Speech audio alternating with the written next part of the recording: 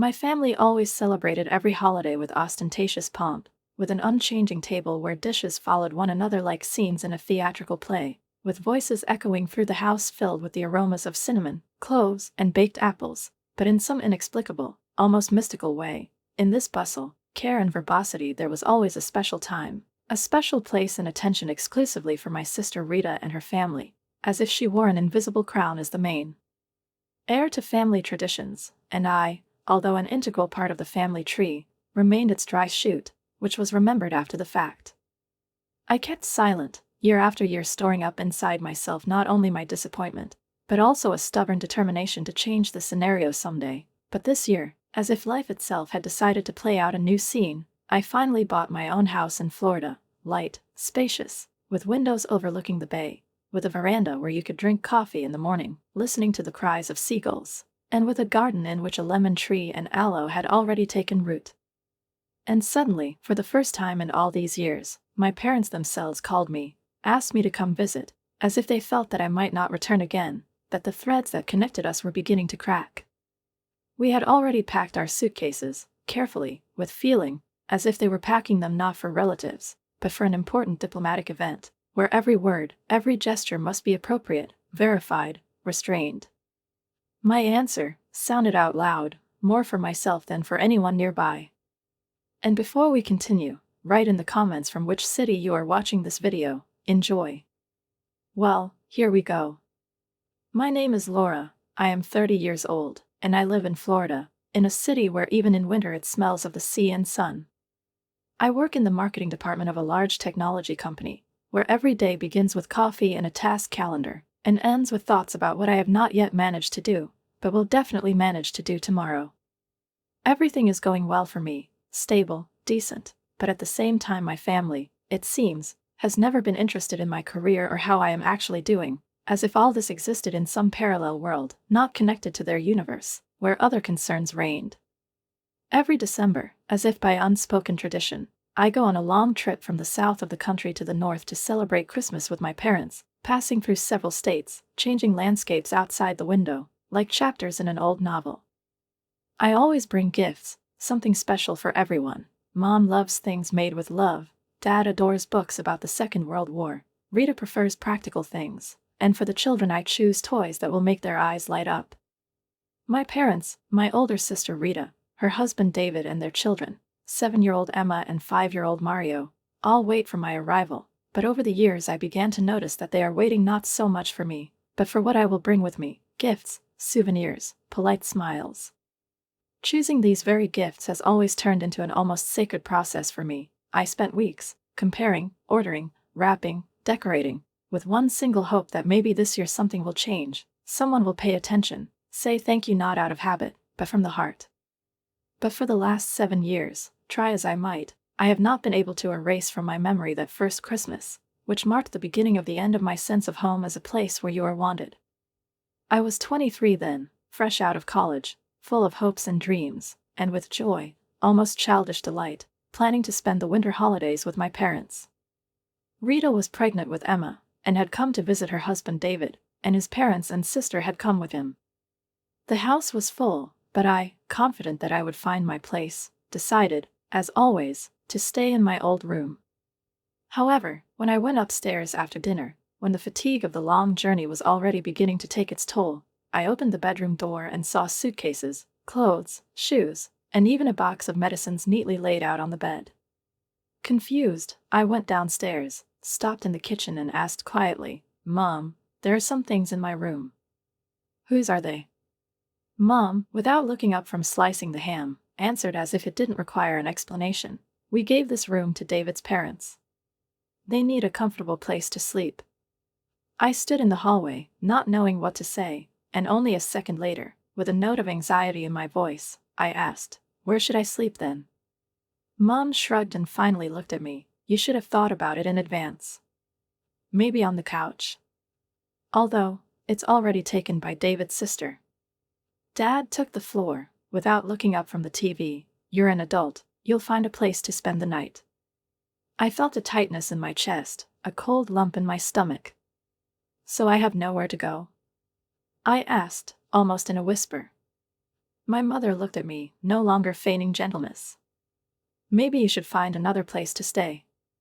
We just don't have room. And so, on Christmas Eve, I, Laura, daughter, sister, were kicked out of the house where I grew up.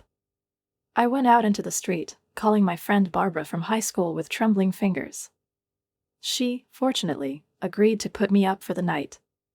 I remember lying on her couch, staring at the ceiling, breathing in the unfamiliar smells of her apartment, and wondering what I had done wrong, why my place in the family had suddenly disappeared. The next morning, I returned to attend the holiday breakfast, but something had already been irreparably broken.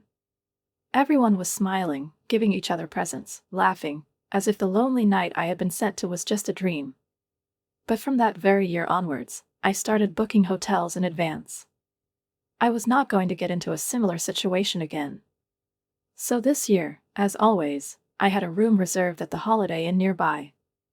I packed my suitcase in the trunk of my old but reliable Honda Civic, carefully placed the packages with gifts and drove towards the house that was once called mine. When I pulled up, I saw the familiar yard dotted with cars, and, taking a deep breath, opened the trunk, taking out the bags. The front door was not even locked, which in itself seemed strange and almost symbolic, because before, when the house was full of people, when every guest was expected and greeted with sympathy and warmth, the key always turned in the lock twice, once for safety, once for a sense of comfort. But now the door stood ajar, as if the whole house had ceased to be a fortress and had become a thoroughfare into which anyone was allowed to enter if they belonged to the right part of the family. I walked in and almost immediately felt the familiar smells of turkey, sage stuffing, mince pies, wine, an open window, and crisp winter air all mingling in a thick, rich aroma that filled the space. The hubbub of voices, intertwined into a single, indistinguishable buzz, came from everywhere, from the kitchen, where it sounded like someone was chopping something and arguing about recipes at the same time, from the living room, where the television seemed to be holding its own parallel banquet, and from the hallway, where the children were running around, reminding me of their own endless supply of energy. "Laura's here." A voice called out, maybe Aunt Jenny, I wasn't sure, but despite the announcement no one stopped. No one came over to greet me properly, to hug me, to ask how my journey had been, or even to smile. I walked on, looking around the house I had once known every corner of, and saw Rita in the kitchen, looking tense, with her youngest daughter Emma in her arms, clinging to her like a mast in a storm, while her other hand reached for the knife she was using to chop green onions for the salad. Mom stood nearby, stirring the sauce, seeming to control everything at once, from the temperature of the oven to the amount of salt in the gravy. David was sitting in the living room with his father, watching football as usual, their eyes glued to the screen as if they were performing a sacred act, a can of beer nearby, rising to his lips and then falling back down.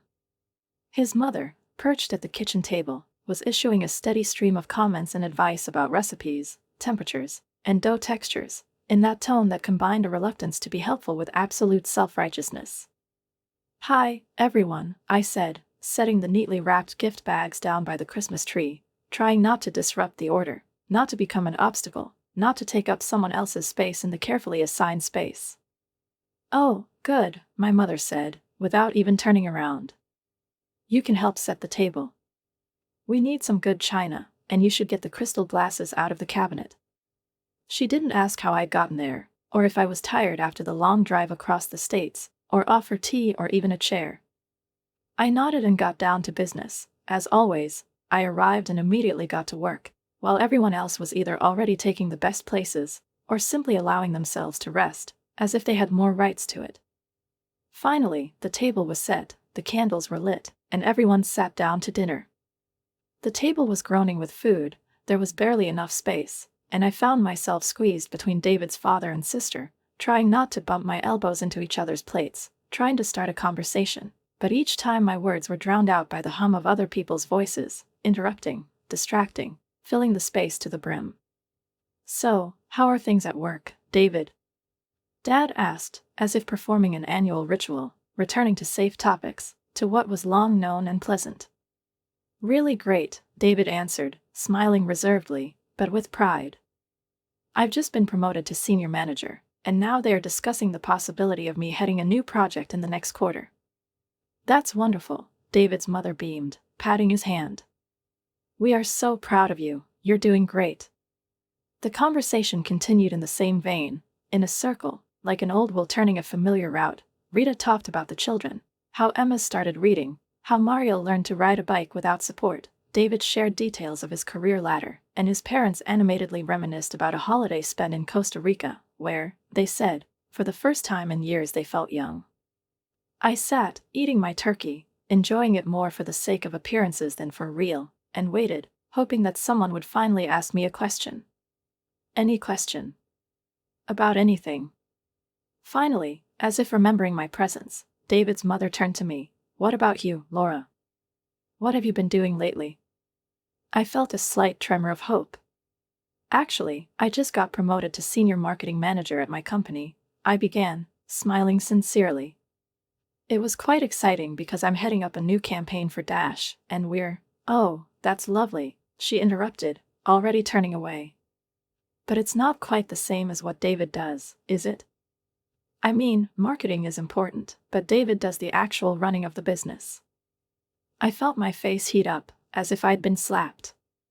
"Well, marketing is actually quite an important part of Dash," I said, trying to maintain my dignity. "I'm sure it is, dear," she said condescendingly, almost pityingly, as if she were speaking to a child who had brought home a drawing and was expecting praise. "Rita, tell us more about Emma's schoolwork." And then, like a click, the conversation was off again, as if my contribution had never existed. My parents said nothing, either in my defense or in interest, simply nodding as the focus shifted back to Rita's family. I finished my meal in silence, watching my family laugh, talk, share stories around me, as if I were just a shadow in the corner, not a daughter, not a sister, not a guest who had traveled hundreds of miles to be there. This should have been Christmas, a holiday of family, warmth, togetherness. Instead, I felt more alone than ever before. After dinner, everyone gradually moved into the living room. David's parents took the best places on the sofa, soft, wide, right in front of the TV. His sister settled into their father's favorite chair, as if it had always belonged to her, and no one thought to object. I, unable to find a place for myself, sat down on the floor near the Christmas tree, on the fluffy carpet, looking at the twinkling lights of the garlands, and in this pose, in this position, there was something too precise, too symbolic, as if it was here, on the floor, apart from everyone else, that my place in this family was. "Remember when Rita was little and tried to stay up all night to catch Santa?"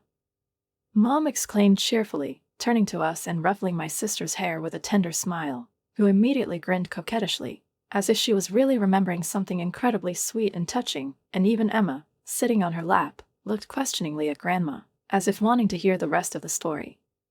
"She held out until about 10:30, Mom continued, smiling at Dad's approving nod, and then she just collapsed right here on the carpet, curled up like a puppy."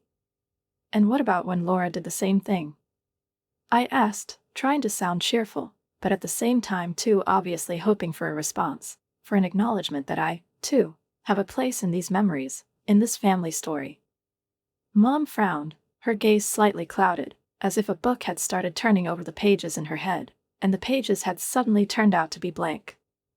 "Really?" she asked, genuinely confused, and I felt something cold and alien pass between us. "Yes, when I was 6, I reminded her, trying not to betray the offense in my voice. I hid behind the sofa and fell asleep there. You found me in the morning, picked me up and said that I looked like a little angel." There was a moment of silence. Only the clanking of dishes in the kitchen and the clicking of the TV in the living room reminded me that life was going on somewhere nearby. Mom said vaguely and had already turned to Rita, as if that contained final indifference. Well, in any case, Rita was always so decisive in everything. With that, she flipped a switch and went back to talking about Emma's schoolwork and Mario's serious nature, as if everything I'd said was nothing, just noise, not worth paying attention to. The conversation continued without me. They talked about Rita's childhood, about how she learned to read early, how she could write without mistakes at the age of 6, how she won the hearts of teachers and neighbors. Then they discussed David, his little sister, childhood trips to the mountains, vacations in Maine, summer camps, and first bikes. As if my childhood existed somewhere in the shadows of these memories, as if my own moments, laughter, tears, fears, and joys, were too insignificant to remember. By 11:30, I could feel my body growing tired, both from the long journey and from the exhausting sense of isolation. But I was determined to make it to midnight, simply because I hoped, perhaps foolishly, perhaps naively, that in this one brief moment of hugs and greetings, things might be a little different, that someone would look at me and say, "We're glad you're here." And so, as the clock struck 12, there was a joyful cry of "Merry Christmas," voice after voice, laughter, movement, warmth, hugs, kisses. For a brief moment I actually felt part of the circle. My parents hugged me, if briefly, if silently, but truly, and Rita, unexpectedly, squeezed my hand, and that touch, that silent recognition, was like a breath of air after a long dive. But then, when the excitement gradually died down, when conversations began to give way to yawns and one after another people began to talk about going to bed, trying not to attract unnecessary attention to myself, went upstairs to collect my things. I had left my bag in the hallway, against the wall, just in case, intuitively knowing that I would not stay, but not wanting to start a quarrel or drama. Silently, carefully, putting my clothes back into the suitcase, I almost physically felt how hope left me, replaced by something heavier, denser. At that moment, I heard footsteps behind me, and my mother's voice, quiet, even cautious, sounded as if she was choosing her words. "Actually, Laura, I need to talk to you about tomorrow." I turned around, still holding the sweater in my hands. "What about tomorrow?" I asked, feeling a wave of anxiety rising inside. "Well," she paused, looking away, "maybe it would be better if you didn't come tomorrow. You know, for the gift exchange and all that." I felt as if someone had suddenly hit me in the chest, not with a fist, but with something invisible, something that left a dent inside. "What? Why?" I asked, feeling my voice begin to shake. "Your Aunt Martha is coming to visit," Mom said, as if that explained everything. "She's coming with her family, and you know how things are with you too." My stomach twisted, and I involuntarily sank onto the edge of the bed. Aunt Martha. The woman whose name alone was like a prick, like a thorn in my finger. She made my childhood almost unbearable with her endless criticism, her caustic remarks, her subtle and crude comparisons to Rita, which were always, always to my disadvantage. Even now, years later, the mere thought of her made my fingers tremble and my back tense. I remembered that day so clearly. I was 15, and everything was going badly at school. My classmates were laughing at me. I was struggling with myself, with my body, with the feeling that I was superfluous. Aunt Martha came for Easter, and within an hour of her arrival she pounced on me, as if she had been waiting for this opportunity. "Look how fat you've gotten," she said loudly, so that everyone could hear, with emphasis, with disdain. "Rita was never like this at your age. And your hair, when was the last time you brushed it? You look like you just got out of bed." I tried to remain silent, to clench my teeth, to pretend I hadn't heard, but she kept going, about my grades, about my face, about my walk. "You really should try harder, Laura," she said, and there was no concern in her voice, but reproach. "People will think your parents raised you poorly." Finally, I couldn't take it anymore. "You might look smarter if you didn't spend all your time insulting me in public," I said, and my voice didn't waver, although everything inside me was clenched into a lump.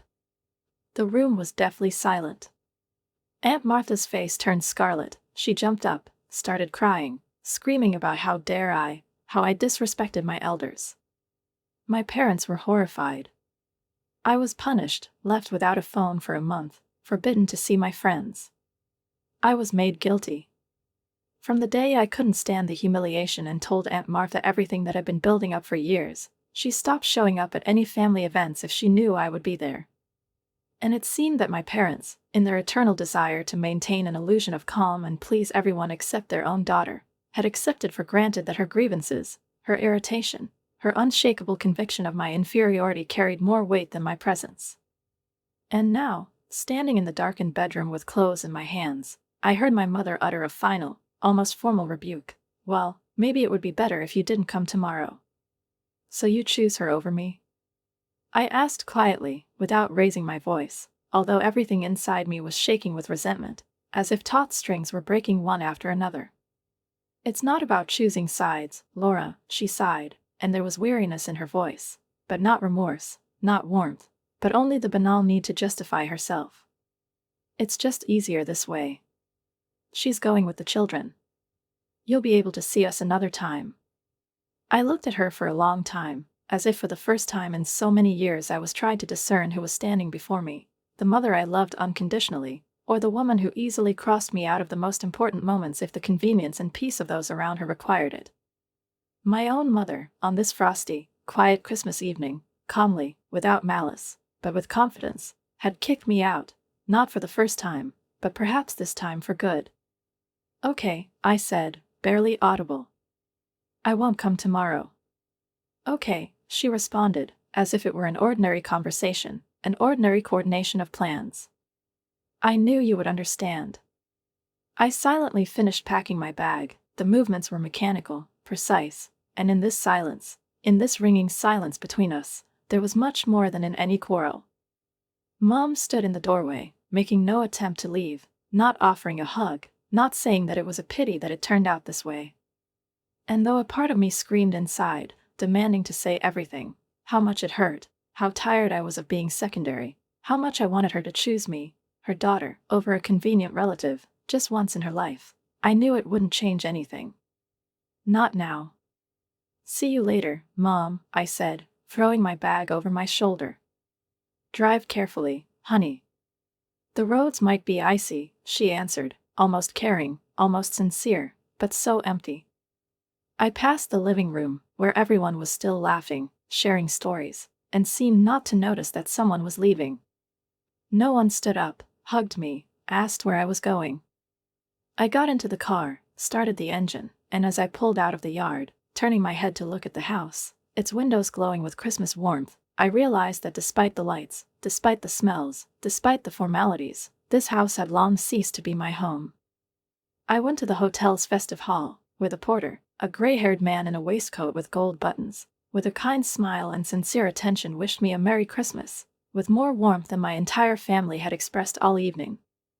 In the hotel room, cozy, albeit impersonal, I sank onto the bed, took out the phone, looked at the screen and thought about calling Barbara, telling her, hearing something familiar, but it was already late, and I knew that, unlike me, she had her own circle, her own family, her own life that required attention. Instead, I ordered a chocolate cake, turned on the TV and began to watch an old Christmas movie that I knew by heart, where everything always ended well, where even the most complicated relationships found a way to reconciliation. Lying in bed that night, with the wind rustling outside the windows and the barely audible voice of the announcer on TV, I made a decision. I would no longer try to squeeze myself into a place where there was no room for me. I would no longer allow myself to be treated as if I were a guest, a random passerby, superfluous. I would not come tomorrow to watch everyone exchange gifts, Rita's children laugh, and the adults ignore my existence once again. I would go home to Florida. I would build my life, one where there was room for respect, kindness, and true comfort. I no longer wanted to waste energy on those who would never try to know how much love I had for them, despite everything. The next morning, I checked out of the hotel without unnecessary words, without regrets, without calling my parents to say goodbye, knowing that they might not even notice my absence, or, worse, notice, but decide that it really was easier this way. The drive home, across the states, through snow and occasional cars, was long, but in its own way it was peaceful. For the first time in a long time I felt like I was returning not from somewhere, but to myself. I thought about everything, about the years of hope, about the small joys, about the disappointments that had accumulated like dust in the corners of an old house. By the time I pulled into my neighborhood, where the streets were decorated with lights and wreaths, and the neighbors were already baking something sweet, I felt somehow better. I stopped pretending, even to myself, that my family cared about me the way I cared about them. I spent the rest of the Christmas holidays at home, with the books I had long wanted to read, with the movies that pleased my soul, with a silence that no longer needed to be filled with strangers' voices. Barbara called when I told her what had happened, and she was beside herself with rage. "What did they do?" "Laura, this is complete madness. You're their daughter." "I know," I answered calmly. "But I'm not going to fight for what's left of their attention anymore. I'm 30 years old, and it's time to build my own life." And that's exactly what I did. A new promotion at work brought not only more challenges, but also more freedom, a better salary that my parents would never have thought to ask me about, if they had even cared. Now I was earning really well, and all this time, the last 8 years, I had been saving. Saving not just for the future, for a house. My own house. I'd always dreamed of this, a place where everything is arranged the way I want it, where there is no tension in the air, where I can breathe freely and be myself. Living in a rented apartment was fine, but now I wanted something real, something of my own. A few months after that awful Christmas, when I returned from the hotel to an empty but finally my own life, I knew it was time to do what I had been working toward for so long, and that I could no longer put it off because I was busy or financially cautious, because I had finally formed the kind of determination that comes not from inspiration but from pain. I picked up my phone, scrolled through my contacts, and found the number of Dave, an old friend from college who was now a successful realtor in South Florida. "Hey, Dave," I said when he answered the phone cheerfully. "I'm ready. Ready to look for a house." The words came out easily, but inside they sounded like a vow, an admission to myself that it was time to stop being temporary and to put down roots. We spent almost a month searching, looking at houses in the suburbs, by the ocean, in quiet neighborhoods with palm trees along the streets, discussing, arguing, returning to those that seemed, almost, to me, but something about them did not resonate in my heart. I was looking for more than just walls and a roof, not just square footage and amenities. I was looking for a place where I could say, "I'm home," and not doubt it, a place without the shadows of the past, only the light of the present. I wanted at least 4 bedrooms, one for me, one for guests, one for work, and one for inspiration, and for the yard to be alive, green, possibly with a pool, and most importantly, to have a view of the ocean, because even on the hardest days I needed the horizon. And finally, after dozens of trips and many inspections, Dave said, "Laura, I think you should see this." And he took me to a small coastal neighborhood where the houses stood freely, surrounded by silence, as if each building breathed on its own. The house was 2 stories high, with large windows, a wide porch, and white shutters, simple but elegant. When I walked in the front door, I felt as if he had embraced me, a light draft, the smell of fresh paint, and anticipation. A spacious living room with floor-to-ceiling windows, a kitchen with granite countertops, a cozy dining room, a bedroom with an ocean view, bathrooms with deep soaking tubs, and silence that wasn't oppressive but comforting. "This is it," I said quietly, almost to myself. The paperwork took weeks, but every signature, every paper felt like a step closer to what I deserved. And when I received the keys, silvery, cool, with a tag with my name on it, I sat in the car for a long time, looking at the house, not believing that it was mine. After years of saving, after years of dreaming, after endless attempts to prove something to someone, I no longer had to prove anything to anyone. The first weeks passed in a joyful fever of arrangement. I chose furniture, the ones that I really liked, ordered paintings from my favorite artists, furnished the bedrooms not out of necessity, but out of inspiration. One room became a guest room, bright and cozy, with a soft blanket on a chair by the window. Another became an office where I could focus on projects without being distracted by the noise of the neighbors, and a third became a creative space where I began to paint with watercolors again, write, and make things, just for myself. When everything was ready, I threw a housewarming party, and that day, when the sun was softly falling on the pool in the courtyard, I invited those who really knew who I was, my friends, colleagues, a few neighbors with whom I had managed to chat on morning runs and at a local coffee shop. We grilled vegetables and fish, drank wine, laughed, shared stories, and people came up to me, hugged me, congratulated me, said they were proud of me, and there was not an ounce of routine in their words. I especially felt this because I knew I had not invited my family. I didn't tell my parents, I didn't write to Rita, I didn't send a card or a photo. Why? These people had never really cared about my life, and I didn't want to remind anyone who had already erased me from the family memory cards. Months passed, and I settled into a new routine, waking up to the sound of the waves, going for a run along the beach, working in the quiet of my office, having movie nights in the living room, having guests when I wanted, living by my own rules. I liked coming home every day because I knew that everything here was mine. As another Christmas approached, I suddenly realized that I hadn't spoken to my parents or sister for almost a year, Since that very night that changed everything.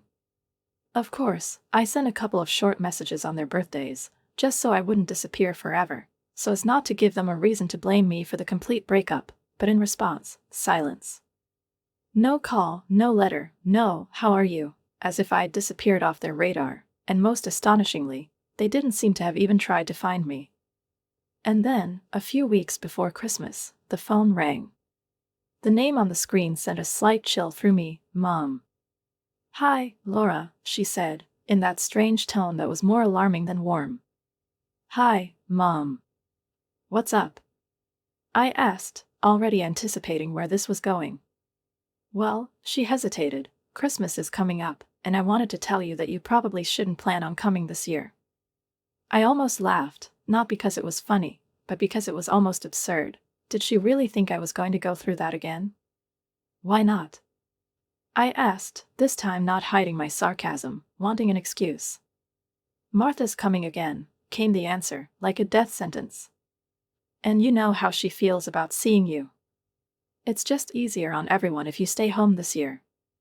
I bit my lip, holding back what would have been pain if it had hurt. "Don't worry about it, Mom. I wasn't even planning on coming. I'm spending Christmas at my house this year." There was a pause on the other end of the line, long and heavy and filled with questions. "At your house? What do you mean?" Her voice was quieter, more careful. I allowed myself a small smirk, knowing she couldn't see it. "I bought a house a few months ago. It's 4 bedrooms. It's right by the ocean. I'm inviting friends over for Christmas." The silence was so long I wondered if the call had dropped. "You bought a house?" she finally asked, but there was no admiration in her voice, only disbelief. "How could you afford it?" "I saved up," I replied. "I've been planning this for years." "Well, that's wonderful, dear. You should have told us. We'd have loved to come to the housewarming." My mother's voice was strained and cheerful, with that insincere ease that only someone who has listened for years, trying to discern a drop of genuine concern in the flow of family formalities, can hear. Now it was my turn to pause, and I let the silence hang between us, thick as unspoken grievances. "I've had a housewarming before," I said finally, evenly, without reproach, but with that tone that was impossible to misunderstand. "It was great." "Without us?" she asked, with an almost childish disbelief, as if she couldn't believe that the world could happen without her participation. "Mom, when have you ever shown any interest in anything I do?" I continued, no longer hiding the resentment that had accumulated not over a day or a year, but over a lifetime of being tolerated, ignored, used, but never celebrated. "You didn't even want to hear about my promotion last Christmas." "It's not fair, Laura. We care about you." Her voice softened, as if she were searching for the key to a long-locked door. "Maybe we could come see the house sometime. Maybe we could all spend New Year's there." I looked out the window, where the soft light of the sunset fell on the ocean, and everything in me screamed with the need to end it. "I have to go, Mom. Like you said, it's better if we don't see each other this Christmas."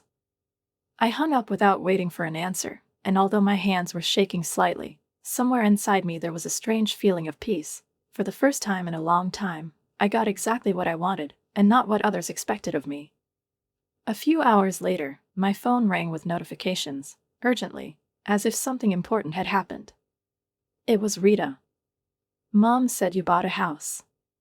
Why didn't you tell us? Send me pictures. I can't believe you kept this a secret.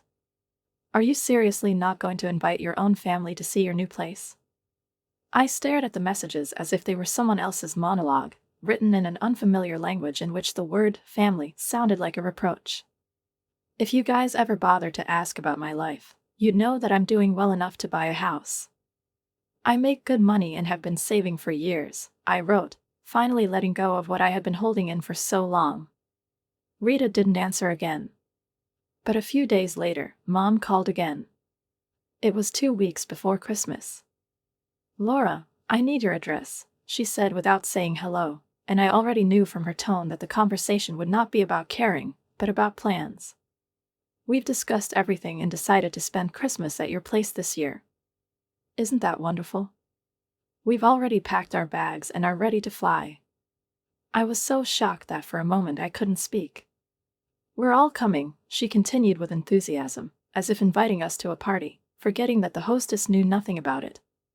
Me and your father, Rita, David, and the children, David's parents and his sister, and Aunt Martha are so happy to spend Christmas in Florida, not far from the beach. I started laughing, first quietly, then louder, not out of joy, but from the absolute absurdity of what was happening. Are you serious? You chose everyone else over me. And now you just think you can show up at my place because it's convenient for you? We're family, Laura. Of course we can stay at your place, Mom said, still not understanding.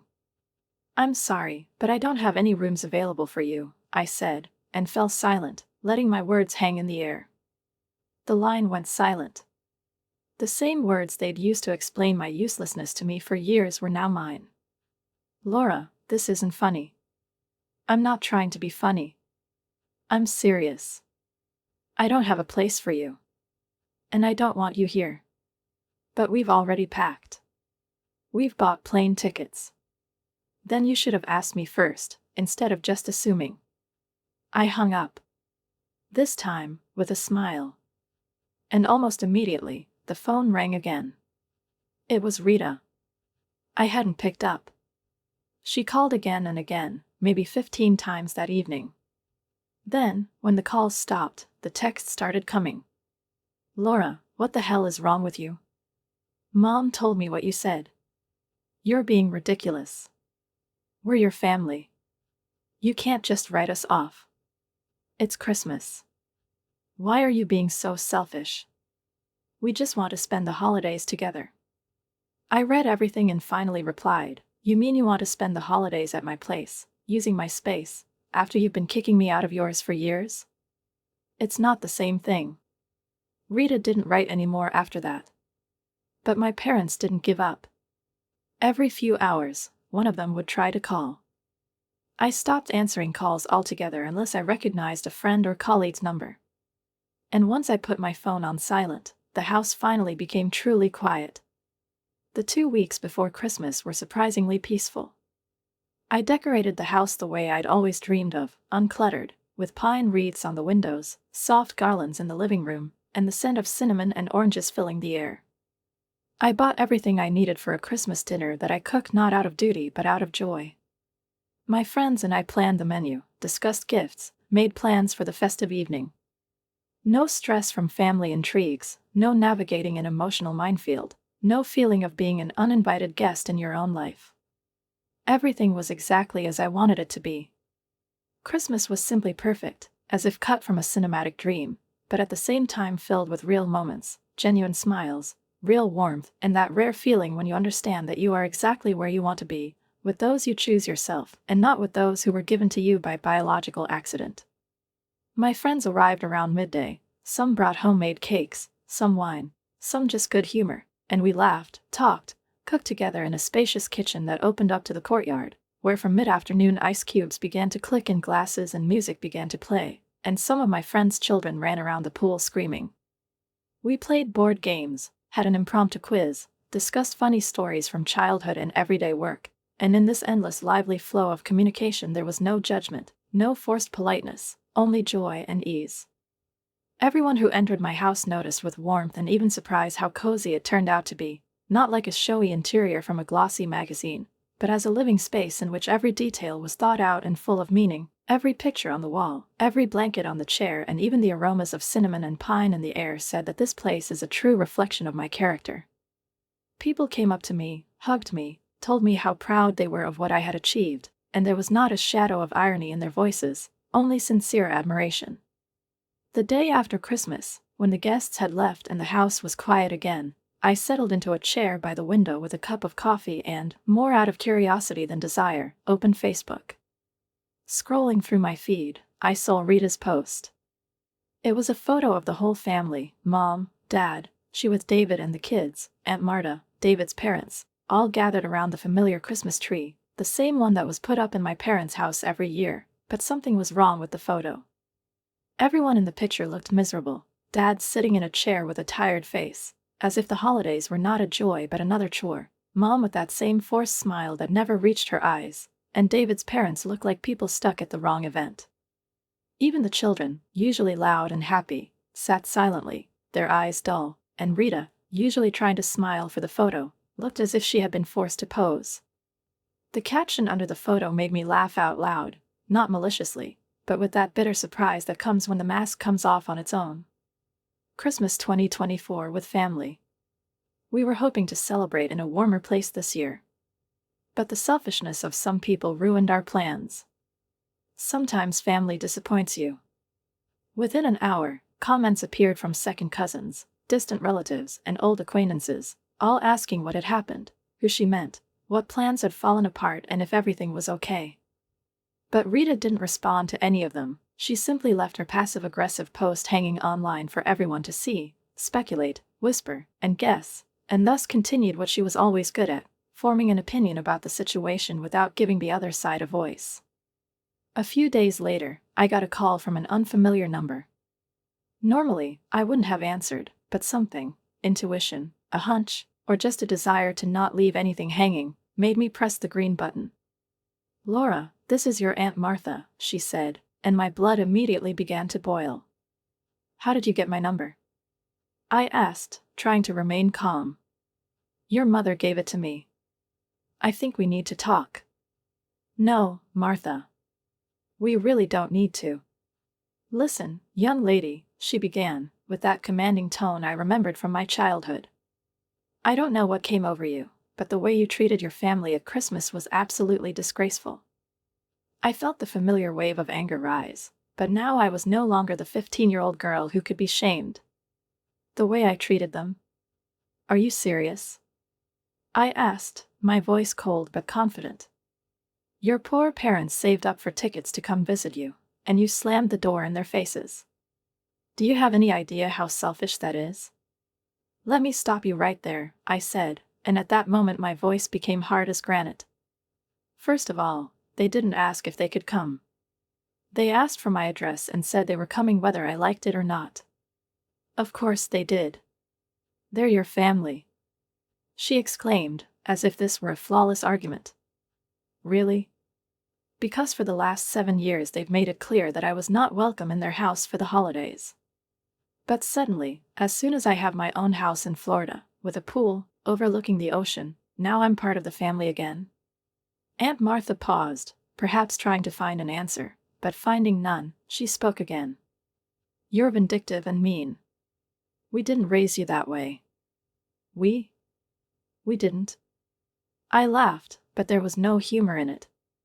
"You spent my entire childhood telling me I was stupid and fat and worthless. You compared me to Rita whenever you could. And when I finally stood up for myself, my parents punished me instead of you." "That's not how I remember it," she whispered. "Of course I don't. Because you weren't the girl who had to listen to that. And you wanted to come over for Christmas and go to Florida for free and swim in the ocean? Next time, pay for your own hotel room." "How dare you talk to me like that?" she cried. "How dare I?" "Martha, you're calling me. You took my number so you could call me and yell at me. But I'm not a child anymore. I don't have to listen to your nonsense." "Your parents are heartbroken," she began, but I was no longer listening. My parents hadn't cared about my feelings for years, and every time I tried to convey to them that I was hurt, that I lacked their attention, participation, simple human interest, they either brushed me off or pretended not to understand, and only now, when I had something that was potentially convenient, desirable, and beneficial to them, they suddenly remembered that I was their daughter, that I was part of a family that, in their own words, no one could just cross out, and this sudden grief that Martha tried to instill in me was nothing more than manipulation, covered up by self-pity, because if my parents had really been heartbroken, if they had felt for even a moment the pain I had carried inside me all these years, they wouldn't have sent Aunt Martha to me with accusations, threats, and reproaches. They would have called themselves and perhaps said that they were sorry, that they were wrong, but instead they chose the path of pressure and guilt again, as always. "You're behaving absolutely ridiculous," Martha hissed into the phone, but I already knew that it was time to end this conversation forever. "And don't ever call me again," I said firmly, with almost icy calm. Don't contact me. Don't ask my parents for my number. And certainly don't ever expect to be invited to my house. You made your choice about me a long time ago, and I'm making mine now." I hung up the phone, and this time I didn't tremble, didn't cry, didn't doubt. I just pressed the end call button with that inner confidence that comes when you finally understand that you don't owe anyone anything anymore. The next few months passed quietly, almost surprisingly calmly, as if someone had turned down the noise outside the window, turned off the irritating echo of other people's voices, and in this silence I suddenly found what I had been looking for all this time: peace.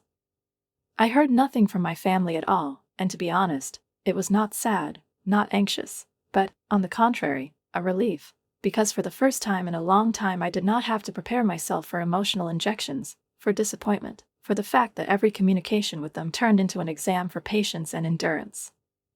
I focused on work, which now brought not only a stable income but also satisfaction, began to spend more time with friends, arrange dinners, go with someone out of town for the weekend, or just watch a movie together in my cozy house, decorated to my taste, in my rhythm, in my reality. I traveled a bit, not out of a need to escape but out of a desire to see, to breathe, to be inspired. I took up new hobbies. I signed up for a ceramics class. I started running in the mornings. I read more than I had in the last 5 years, and for the first time in years I felt truly happy. I didn't miss the drama, the daily anxiety that even a simple notification with a relative's name on my phone screen brought.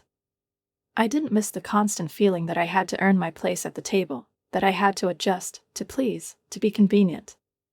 I didn't miss being a servant in my own family, whose opinion is not asked, whose help is taken for granted, and whose presence is an annoying formality. Sometimes, in quiet moments, I wondered if they missed me, Laura, the real me, the living me, with my own desires, my own feelings, my own boundaries, or if they simply missed someone they could use again and again as a silent support, someone who would never say no, who would always show up, who would never say no. And judging by how quickly they went radio silent, how easily and without hesitation they disappeared when I set my boundaries, I had my answer. I had spent 30 years of my life trying to earn love, respect, acceptance from people who were never going to give it to me, who perceived my devotion as weakness, my silence as consent.